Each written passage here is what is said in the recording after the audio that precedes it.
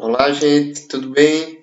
Então, dando continuidade ao assunto, ao tema maior, ecologia, hoje nós vamos falar um pouquinho sobre a estrutura dos ecossistemas e como ocorre o fluxo de energia dentro desses ecossistemas e entre as populações, ok? Então, basicamente, o início vai ser mais voltado a conceitos, ok? E aí, mais na frente, a gente vai adentrando no assunto com mais clareza, tá certo? Então, de início, a gente inicia os conceitos de habitat e de nicho ecológico. O que seria um habitat? O habitat nada mais é do que o local onde o indivíduo vai se abrigar, ou seja, onde ele vive, diferentemente do nicho ecológico, tá? Então, o indivíduo que ocupa um habitat, ele tem uma função naquele ambiente, ele tem uma forma de predação, ele ocupa um espaço em uma cadeia alimentar, ele se comunica com os demais componentes daquele ecossistema. E essa função que o indivíduo ele possui dentro do seu habitat é chamado de nicho ecológico. Então, vamos lá. O habitat seria a casa do indivíduo.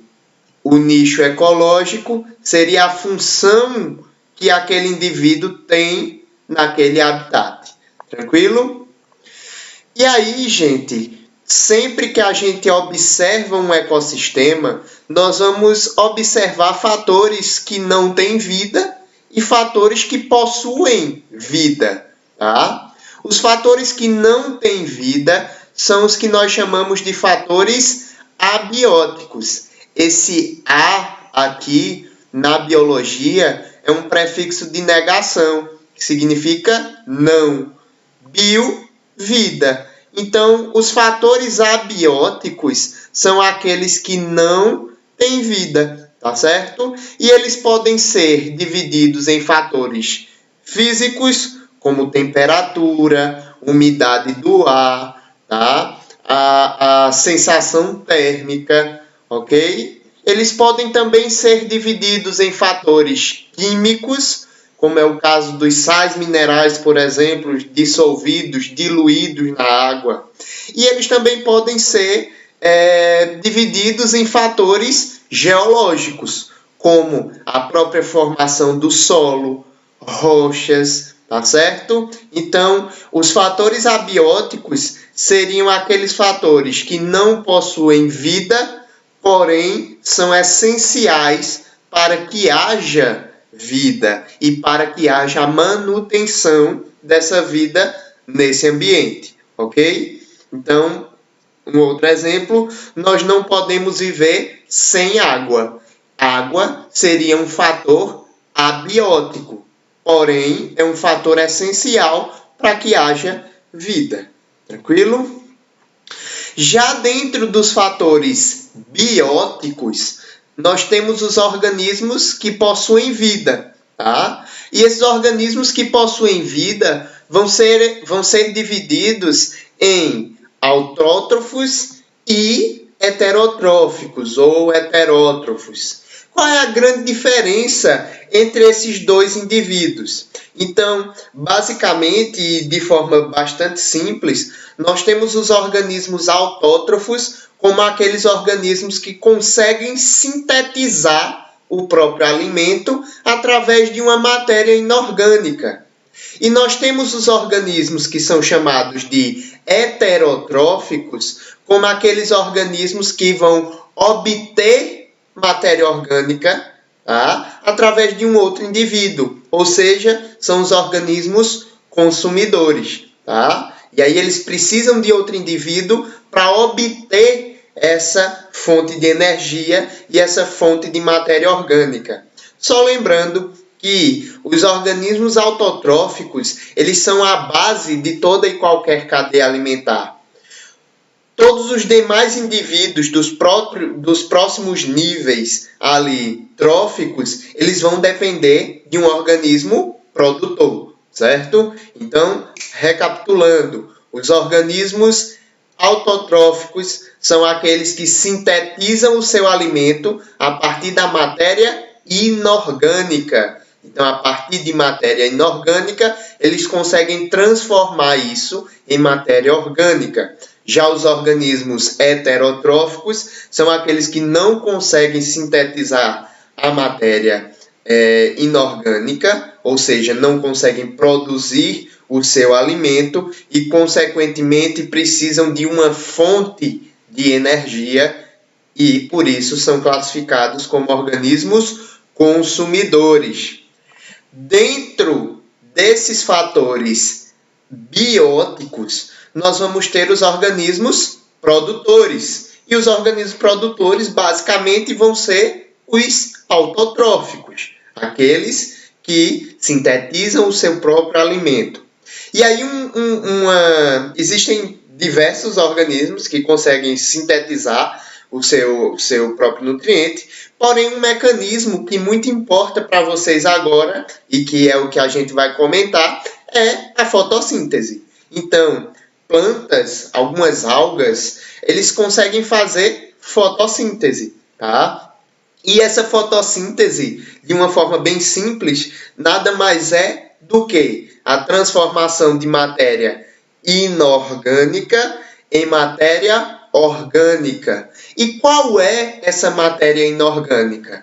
Basicamente, dióxido de carbono, o CO2, que a gente libera na nossa respiração, mais a água, utilizando também a energia luminosa. Então, o que é que acontece? A planta, através do pigmento clorofila, consegue absorver a fonte de energia luminosa e consegue estocar, consegue armazenar essa energia luminosa, transformando ela em energia química, tá? Então, a planta ela tem essa característica de pegar a energia luminosa e transformá-la em energia química, tá? Essa energia química ela vai ser transformada através do processo de fotossíntese, utilizando o dióxido de carbono e a água. Só que para transformar energia luminosa em energia química, a planta acaba transformando a matéria inorgânica, dióxido de carbono e água, em matéria orgânica. Que matéria orgânica é essa? A glicose, tá? E aí, depois de um tempo, ela utiliza parte dessa energia química, e aí ela consegue crescer. Porém, uma característica bem interessante é que essa parte desses nutrientes, parte dessa biomassa, vai passar para os organismos que são consumidores, tá? Então, parte dessa energia química vai ser gasta com a própria planta, porém, parte e também na transformação em calor, na liberação de calor, em forma de calor, mas também, parte dessa biomassa vai ser acumulada, vai ser gasta através dos fatores tróficos. Tranquilo? Então, o organismo produtor vai ser o organismo fotossintetizante. E nós temos os organismos consumidores, que são aqueles que não conseguem obter energia através da matéria inorgânica e por isso eles precisam consumir. Tá aí o nome, consumidor. E aí, quem são eles? Os consumidores vão ser basicamente os herbívoros, que são aqueles que consomem diretamente planta, certo? Os organismos produtores, ok?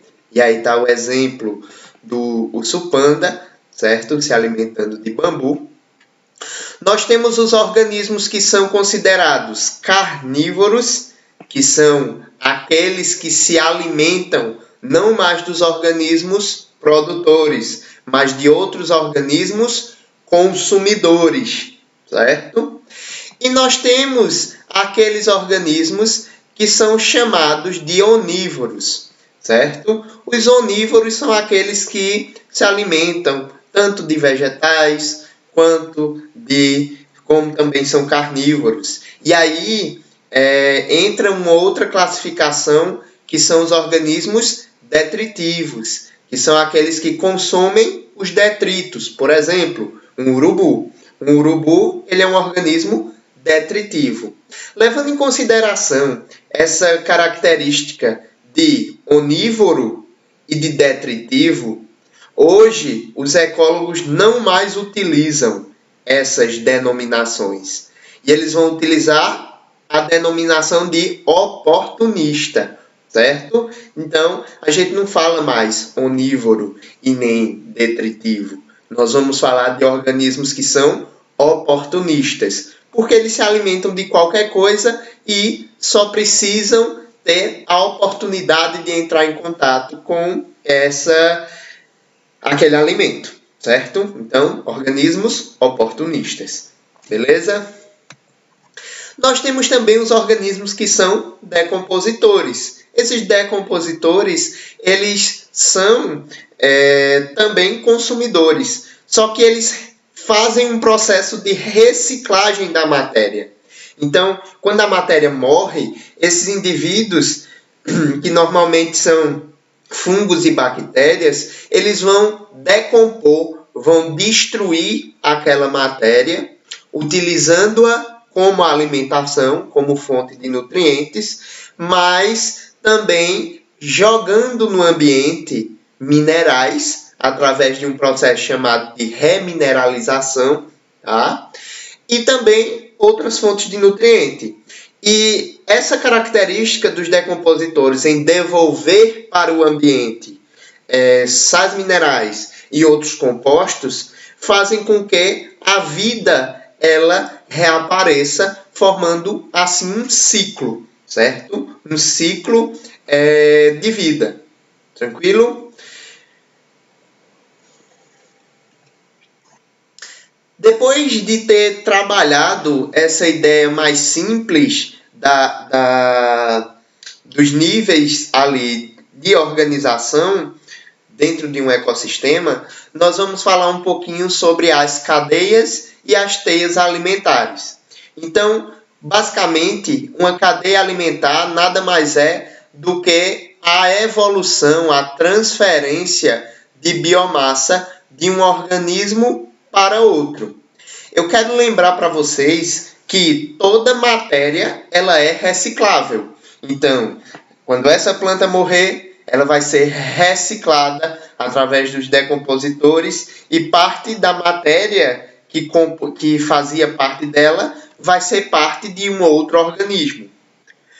A matéria é reciclável, porém a energia dentro desse sistema ela não é reciclável, ela é dissipada. Um exemplo, a planta aqui é o organismo produtor. Essa planta, ao fazer fotossíntese, vai estar transformando matéria inorgânica em matéria orgânica, certo? Essa matéria orgânica que foi produzida por essa planta vai ser utilizada para ela, para o seu crescimento. Então, a planta vai estar lá, crescendo, crescendo, crescendo, e todo organismo que cresce gasta energia, certo? Então, parte da matéria orgânica que foi produzida vai ser gasta pela planta, nesse ambiente. Vocês concordam comigo que se a planta ela está gastando energia e quando o grilo vai lá e se alimenta dessa planta, parte dessa energia já foi dissipada, já foi perdida no ambiente? Ótimo. Vejam, a partir do momento que o grilo ele vai lá e se alimenta da planta, ele adquire parte daquela planta, parte da matéria, da biomassa daquela planta. E, consequentemente, um pouco dessa energia. Essa energia que foi absorvida pelo grilo vai ser utilizada para o seu metabolismo. Então, ele vai existir. A gente só se alimenta para existir, certo? Então, ele existe, ele vai desenvolver suas atividades vitais e ele gasta parte desta energia, certo? Parte dessa energia vai ser dissipada na forma de calor, tá bom? Quando o sapo se alimenta deste grilo, ele também vai estar obtendo parte da matéria, parte da biomassa. Essa biomassa vai ser reciclada por esse organismo. E aí, uma parte da energia que ele obteve também vai ser gasta para os seus processos vitais, para que ele sobreviva. E aí, ele perde outra parte dessa energia. E assim acontece com a cobra e com o gavião. Então, é necessário muito mais organismos produtores do que, por exemplo, organismos de topo de cadeia. E aí a gente observa isso no ambiente. Nós temos muito mais plantas do que, por exemplo, gaviões, certo? Porque essa energia ela é perdida de acordo com o passar, na verdade, do tempo.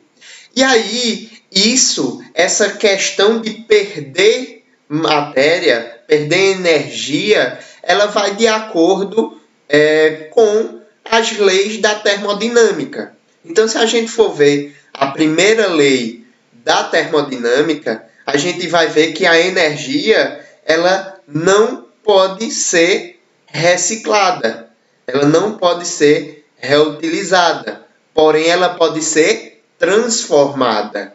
E aí vejam, no organismo produtor, ele transformou energia luminosa em energia química. Então ele transformou a matéria.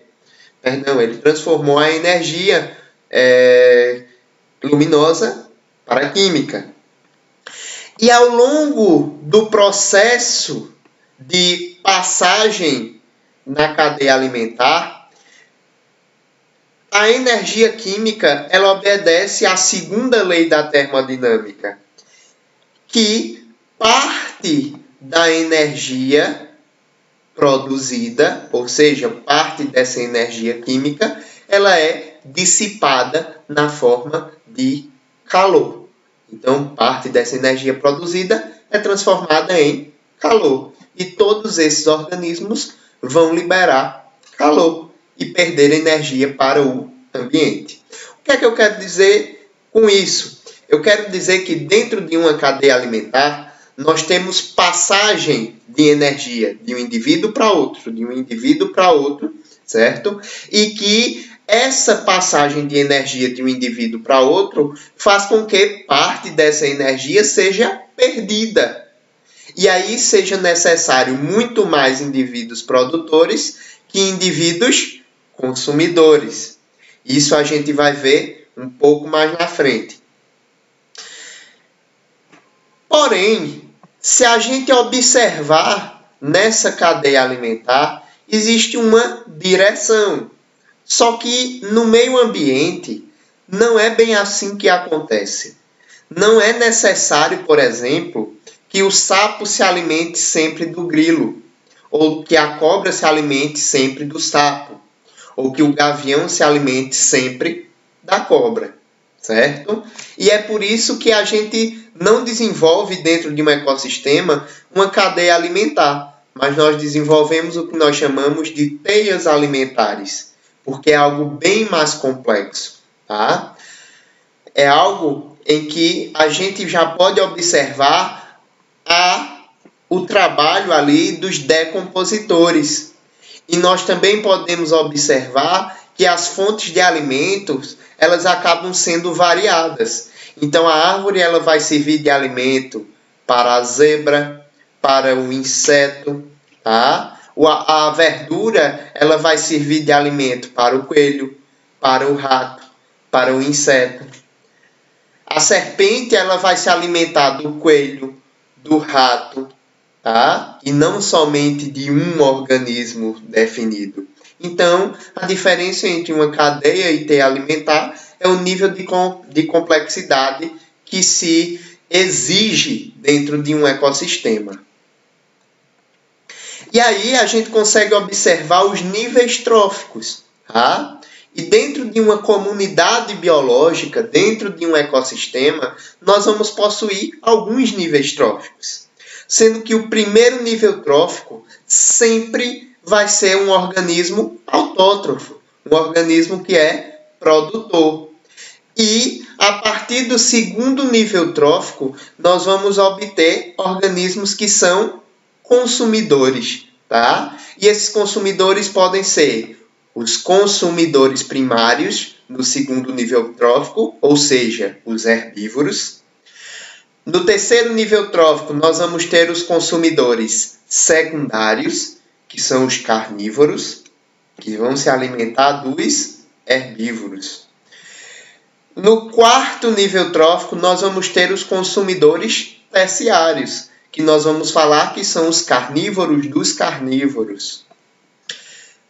E aí, isso acontece de forma sucessiva, dentro de uma teia alimentar, até que a gente chegue nos organismos decompositores.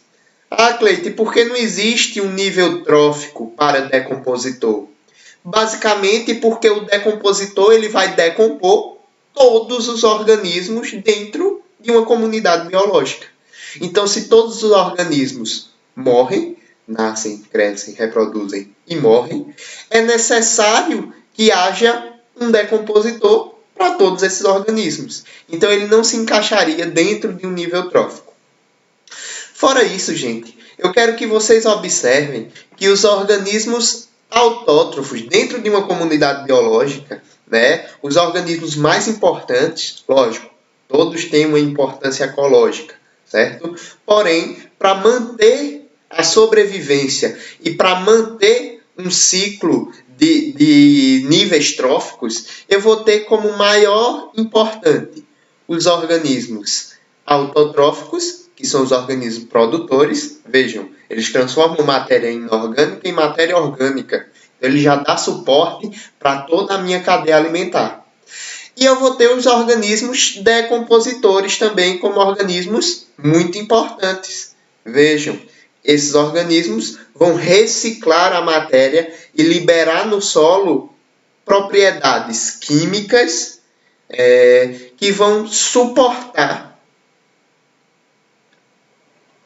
o ciclo, vão suportar que o ciclo ele se repita.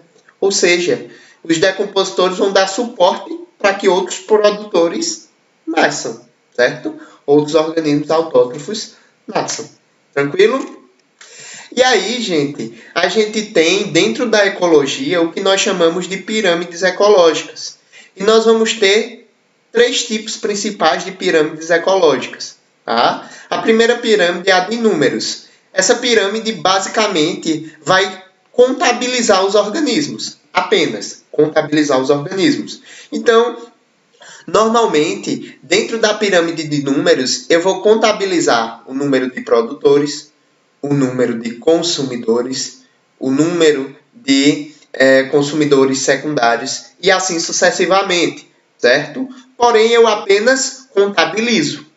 Essa pirâmide de números, ela também pode ser reversa, invertida, tá? Por exemplo, se a gente for tratar de parasitas, então a base dessa pirâmide só tem 3 IPs. Só que um só IP pode caber uma grande diversidade ali de parasitas, que no caso são os besouros, tá? E esse monte de besouro pode suportar as necessidades apenas de 20 aves, por exemplo.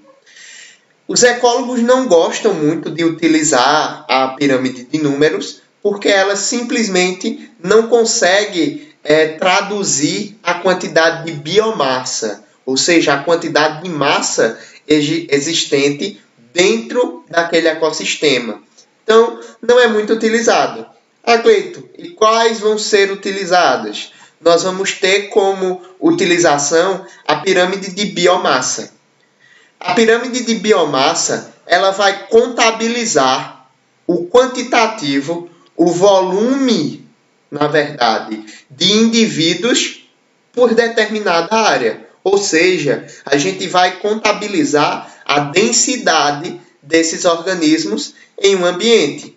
Um exemplo, para 1 hectare de terra, nós vamos ter 8 toneladas de alfafa.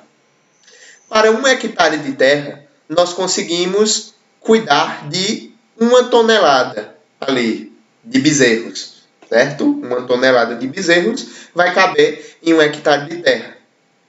E aí, nós, dentro dessa hectare, nós só conseguimos criar uma pessoa, tá? Então, essa pirâmide de biomassa, ela vai me manter informado o quanto que eu vou produzir em matéria dentro de uma determinada área.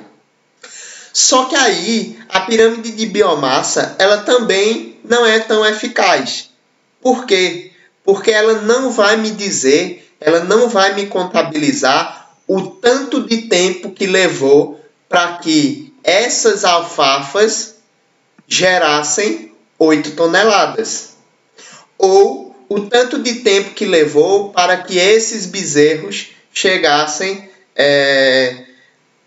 esses vários bezerros chegassem a 1 tonelada, tá? Dentro daquela área. Ou o tanto de tempo que levou para aquele adolescente chegar a 47 quilos. Tá? Então, as pirâmides de biomassa, elas acabam negando o tempo. Fora isso, é importante também salientar que dentro de um organismo vivo, nós temos vários tipos de tecido. Imaginem só, não falando mais de alfafas, mas falando de árvores lenhosas, ou seja, árvores com troncos muito robustos. Então, a biomassa do tronco da árvore é diferente, por exemplo, da biomassa das folhas dessa planta.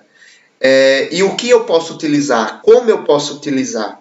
Então, existem fatores energéticos nesses tecidos diferentes. E isso a pirâmide de biomassa não vai me mostrar. E é por isso que os ecólogos gostam bastante de utilizar as pirâmides de energia.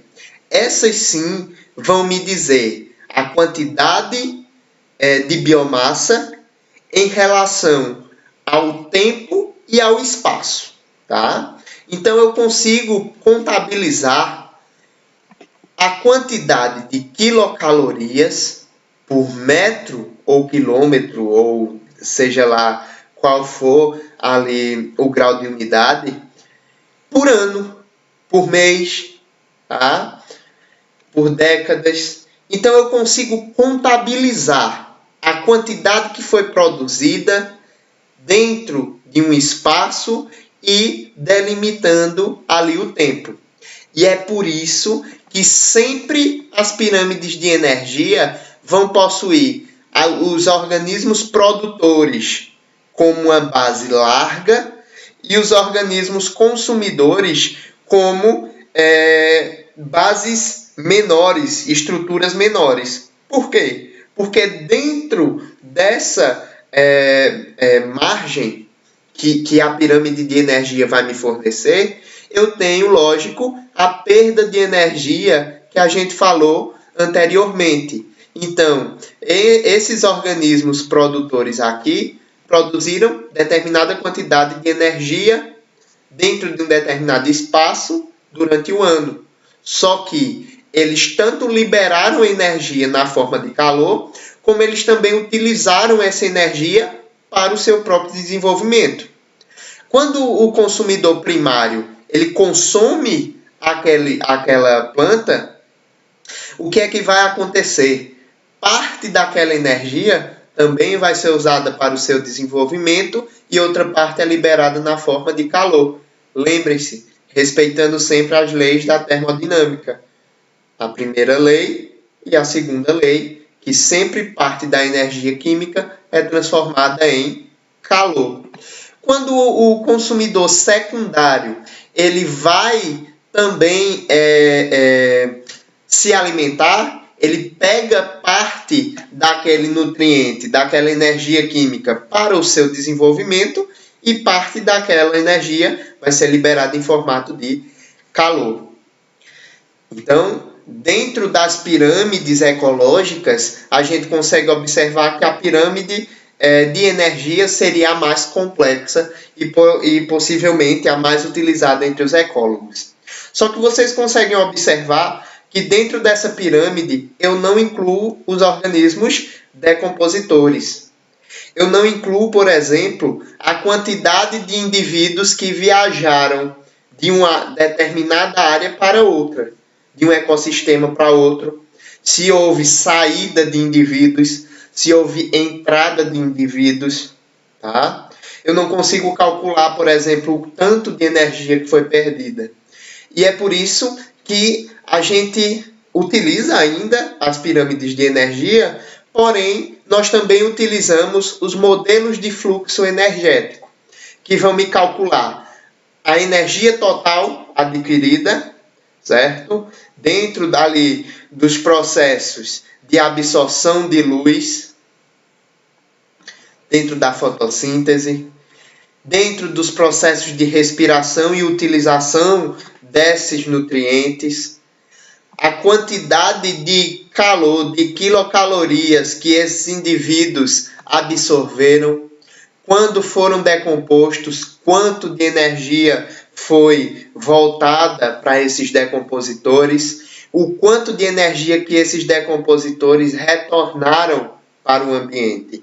Então, o modelo de fluxo energético vai ser o modelo mais completo para relacionar de onde veio, para onde foi e para que se destinou aquela energia que foi produzida no ambiente. Espero que tenham gostado e até a próxima.